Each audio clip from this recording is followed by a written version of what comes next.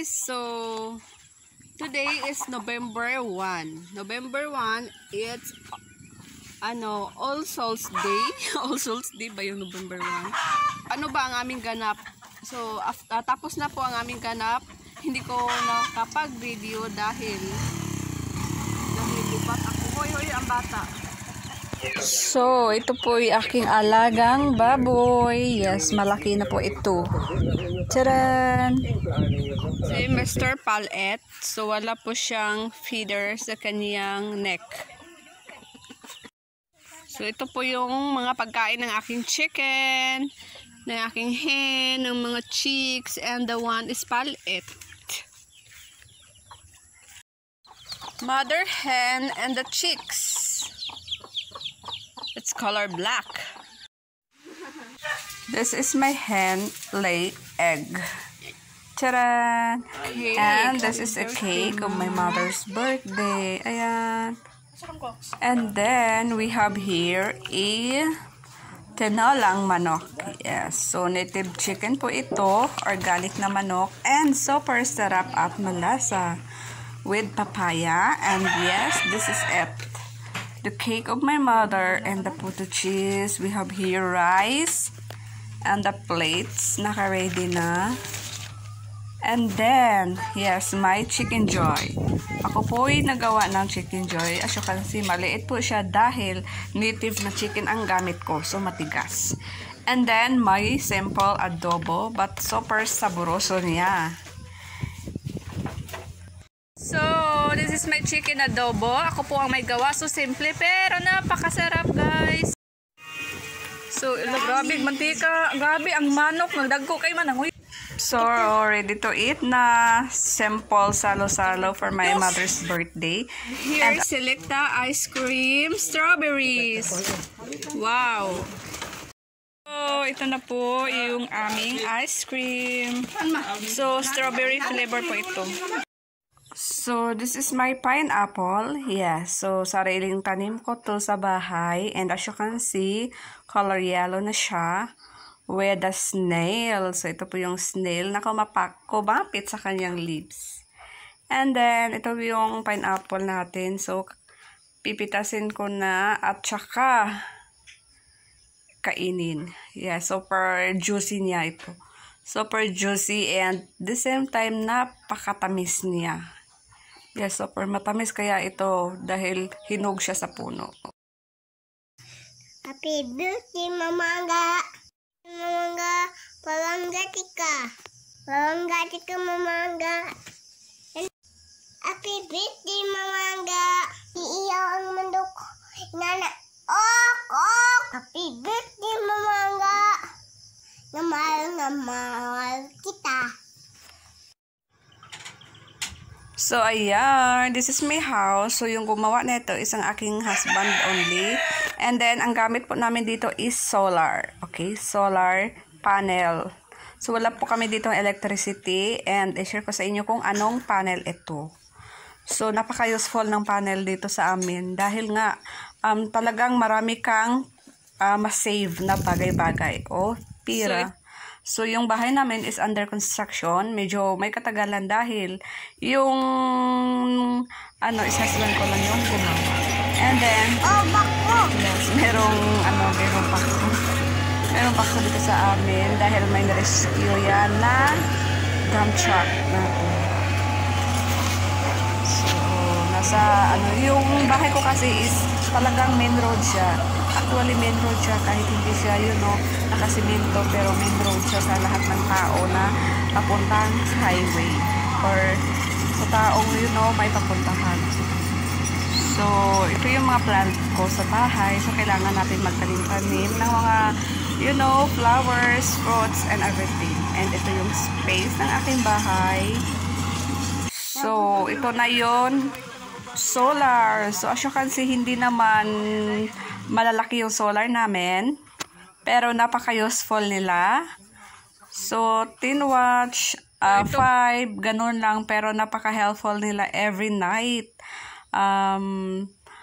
So, dito ko siya nilagay para, kaharap sa araw. And ipakita ko sa inyo pag gabi. So, kung anong liwanag ang kanyang maibigay sa amin pag gabi na. So, ipakita ko sa inyo yung lights namin.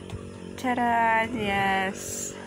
Ito na yung bahay namin pag gabi. Yes. So, ayan. Ito po yung bahay namin paggabi. So, yung gamit po namin is solar.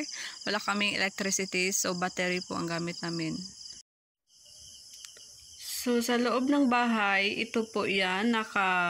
Yung gamit namin na ilaw is solar. So, pag solar, as you can see, medio green. Actually, di siya medio. Talagang, po ito, color green. Yes, so green na green po ito. So time check, alas 7 ng gabi. So pag solar yung gamit mo, ito yung kalalabasan niya. Pero okay lang, kahit pa paano makapaglaro pa rin ng aking anak. So super green niya. So super satisfied na kami na ito yung ilaw namin. At actually color green yung gamit namin dahil Christmas or malapit na yung Christmas, and then para iba naman. So, ayan, nagkakulay tayo dito. Kulay green and maliwanag naman. And then, ito, wala pa kaming bayaran ng kuryente. So, meron kaming battery na maliit lang, parang pang motor.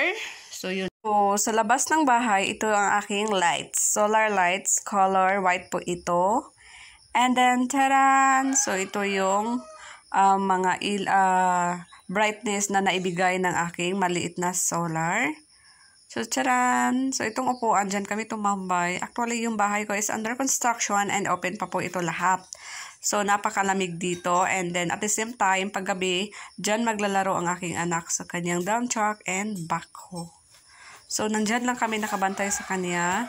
Dyan lang kami uupo. And as you can see, yung surroundings namin napaka-dark. Yes, wala tayong ilaw na makikita galing sa ating kapitbahay kasi nga walang kuryente dito. So, ayan. Yun ang loob ng aming bahay. So, kulay green po ito at saka maliwanag naman. So, yan ang aming pintuan.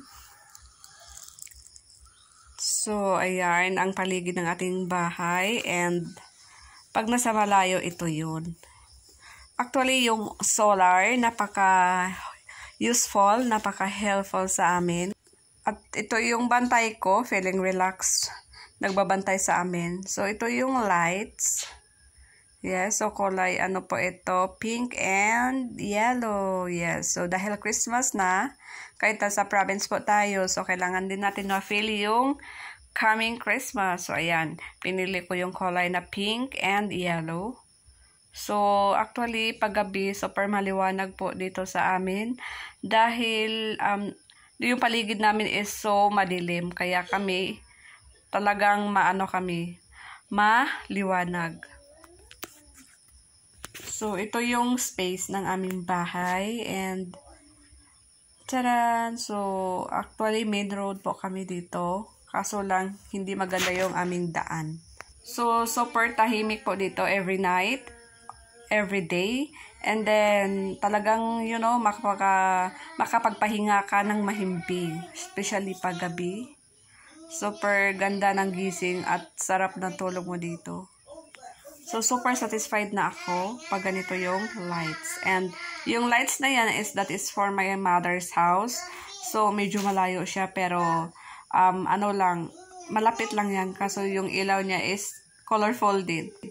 So, kadalasan sa amin dito, especially pag kapitbahay namin, solar din ang ginagamit nila. Kaso hindi ko sila, makuhaan ng video dahil super layo kaya ng aming kapitbahay dito.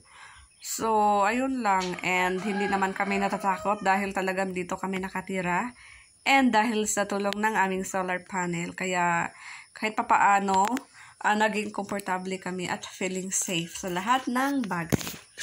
So, ayan.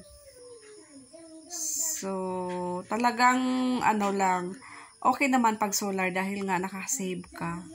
So, dito naman ako po nag-charge sa aking cellphone sa solar. So, wala namang problema. Nakapag-charge naman ako ng maayos. So, ito po ang aking kapaligiran. You know na Negros is source of sugarcane or more on sugarcane ang pangkabuhayan. And this is my house. So, under construction pa. And the view, fresh air po tayo dito every day. And then, yes, may rambutan po tayo sa paligid. Tada!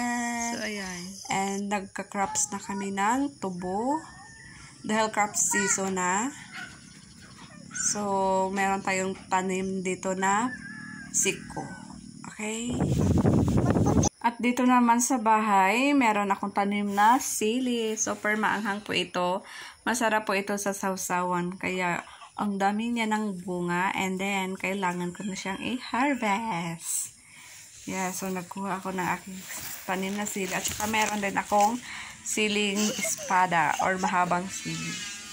So, ito na yung ating weather for today's vlog. Napaka-clear. And after this, yung ating araw is ready to set na. And after, ang lakas kaya ng ulan. So, kahit, maganda yung panahon niya, pero hindi mo na malaya na umuulan na pala. So, that's the end. Thanks.